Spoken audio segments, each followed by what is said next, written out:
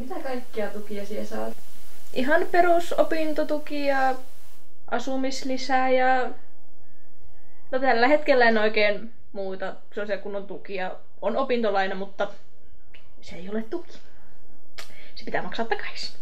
No riittääkö ne niinku, tuet ja nämä, niinku, mitä siellä saat, niin sun mielestä hyvin? Ilman lainaa ei kyllä riitä.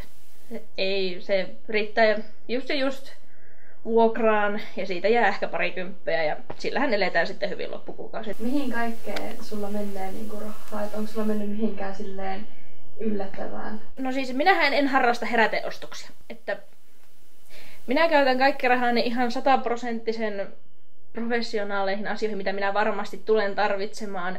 En päätä yhtäkkiä, että kyllä minä tarvitsen sen 100 € maksavan kirjan. Se on ihan pakko.